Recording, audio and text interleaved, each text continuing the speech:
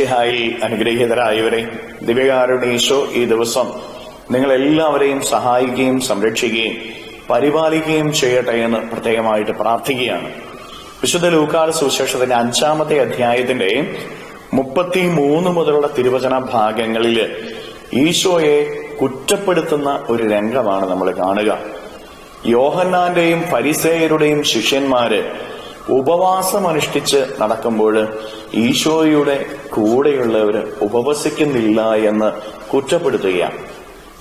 മറ്റുള്ളവരുടെ ഉപവാസത്തോട് തങ്ങളുടെ ഉപവാസത്തെ താരതമ്യപ്പെടുത്തുന്ന ഫരിസേയ മനോഭാവത്തെയാണ് നമ്മളിവിടെ കാണുന്നത്.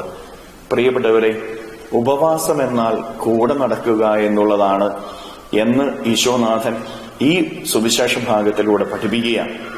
ഈശോയുടെ ശിഷ്യന്മാര് ഈശോയുടെ കൂടെ നടക്കുക, അതാണ് അവരെ സംബന്ധിച്ചുള്ള ഉപവാസം എന്ന് പറയുന്നത്. ഈശോയുടെ കൂടെ നടക്കുന്നതാണ് ഏറ്റവും വലിയ ഉപവാസം. നമ്മുടെ ജീവിതത്തില് നമ്മൾ ഉപവാസം എന്ന് പറഞ്ഞുകൊണ്ട് പല കാര്യങ്ങളും ഉപേക്ഷിക്കും.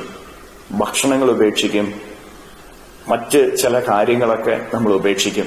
പ്രിയപ്പെട്ടവരെ, ഭക്ഷണം ഉപേക്ഷിച്ചതുകൊണ്ടോ അല്ലെങ്കിൽ മറ്റുള്ള കാര്യങ്ങൾ ഉപേക്ഷിച്ചതുകൊണ്ടോ ഈശോയുടെ കൂടെ നടക്കുന്നില്ല എങ്കിൽ അത് യഥാർത്ഥ ഉപവാസമാവുകയില്ല. നീ ഭക്ഷണം ഉപേക്ഷിക്കും, മറ്റു പല കാര്യങ്ങളും ഉപേക്ഷിക്കും, എന്നിട്ട് നിനക്ക് തോന്നിയ പോലെ നടക്കുകയാണെങ്കിൽ, നിനക്ക് ഇഷ്ടമുള്ളതുപോലെ നീ പ്രവർത്തിക്കുകയാണെങ്കിൽ അത് ഉപവാസമല്ല. ഈശോയുടെ കൂടെ നടക്കുക എന്ന് പറഞ്ഞാൽ ഈശോയുടെ ഇഷ്ടം അനുസരിച്ച് ജീവിക്കുക എന്നുള്ളതാണ്. ഈശോയുടെ ഇഷ്ടം എന്താ? നമ്മൾ ഓരോരുത്തരും വിശുദ്ധരാകണമെന്നുള്ളതാണ് ഈശോയുടെ ഇഷ്ടം. പിതാവായ ദൈവത്തിന്റെ പൂർണ്ണത നമ്മുടെ ജീവിതത്തിൽ നമ്മൾ ഓരോരുത്തരും നേടിയെടുക്കണമെന്നുള്ളതാണ് ഈശോയുടെ ഇഷ്ടം. ആ ഇഷ്ടത്തിനനുസരിച്ച് വേണം നമ്മൾ ഓരോരുത്തരും ജീവിക്കാനായിട്ട്. പ്രിയപ്പെട്ട ദൈവമക്കളെ, നമ്മൾ ഓരോരുത്തരും പരിശോധിച്ച് നോക്കാം. നമ്മൾ പല വിധത്തിലുള്ള ഉപവാസങ്ങളൊക്കെ എടുക്കുന്നുണ്ട്. ഈ ഉപവാസങ്ങളൊക്കെ നമ്മൾ എടുക്കുമ്പോൾ യഥാർത്ഥത്തിൽ ഈശോയോട് ചേർന്ന് നിൽക്കാനായിട്ട് നമുക്ക് സാധിക്കുന്നുണ്ടോ? ഈശോ പറയുന്ന അനുസരിക്കാനായിട്ട് നമുക്ക് സാധിക്കുന്നുണ്ടോ? ഈശോയുടെ വചനങ്ങൾ പാലിച്ച് വിശുദ്ധിയിൽ ജീവിക്കാനായിട്ട് നമുക്ക് സാധിക്കുന്നുണ്ടോ?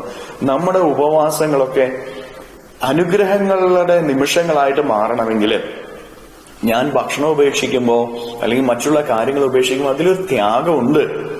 ആ ത്യാഗത്തിന്റെ പൂർണ്ണതയിൽ എത്തണമെങ്കിൽ, അതുവഴി നിന്റെ ജീവിതത്തിൽ അനുഗ്രഹങ്ങൾ ലഭിക്കണമെങ്കിൽ ഇത് ചെയ്തിട്ട് നിനക്ക് ഇഷ്ടമുള്ള വഴിയിലൂടെ പോകരുത്. പകരം ഈശോ പറയുന്ന പോലെ ജീവിക്കണം, വിശുദ്ധിയിൽ ജീവിക്കണം. വിശുദ്ധി കൈവിടരുത്.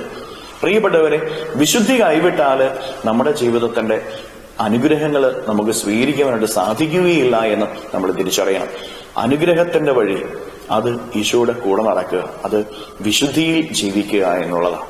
കരങ്ങളെ യാചനയോടെ പിടിച്ച് നമ്മുടെ ജീവിതത്തിന്റെ ഓരോ കാര്യങ്ങളെയും ഈശോയ്ക്ക് കൊടുത്തുകൊണ്ട് നമുക്ക് സ്തുതിക്കാം. പരീക്ഷ എഴുതുന്ന മക്കളെ പരീക്ഷയെ കൊടുത്ത് സ്തുതിക്കട്ടെ.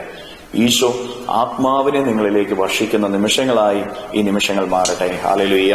ഈശോയെ നന്ദി. ഹല്ലേലൂയ, ഹല്ലേലൂയ, ഹല്ലേലൂയ, ഹല്ലേലൂയ, ഹല്ലേലൂയ, ഹല്ലേലൂയ, ഹല്ലേലൂയ. കർത്താവായ ഈശോയെ മക്കളെ ഓരോരുത്തരെയും സമർപ്പിക്കുന്നു. ഇവരെ ഓരോരുത്തരെയും അനുഗ്രഹിക്കുകയും ആശീർവദിക്കുകയും ചെയ്യണമേ. ഇവരുടെ ജീവിതങ്ങളിലേക്ക്, ഇവരുടെ അധ്വാനങ്ങളിലേക്ക്, ഇവരുടെ നൊമ്പരങ്ങളിലേക്ക് അങ്ങ് ഇറങ്ങിച്ചെന്ന് ഇവരെ ഓരോരുത്തരെയും സഹായിക്കുകയും സംരക്ഷിക്കുകയും ചെയ്യണമേ. ഇവരുടെ ജീവിതത്തിൽ നിന്ന്, ജീവിതത്തിന്റെ വഴികളിൽ നിന്ന് സർവ്വ തിന്മകളും ബന്ധനങ്ങളും കെട്ടുകളും പിശാചിന്റെ ഉപദ്രവങ്ങള് നാരകീയ ശക്തിയിലെ പ്രവർത്തനങ്ങൾ ബന്ധിച്ച് നിർവീര്യമാക്കി നരകാഗ്നിയിലേക്ക് അട്ടിപ്പായിക്കുന്നു. എല്ലാ കെട്ടുകളും ഇവരുടെ ജീവിതത്തിൽ നിന്ന് അഴിയട്ടെ എന്ന് കൽപ്പിക്കുന്നു. തിന്മ ഇവരുടെ ജീവിതത്തിൽ വിട്ടുപോകട്ടെ എന്ന് കൽപ്പിക്കുന്നു.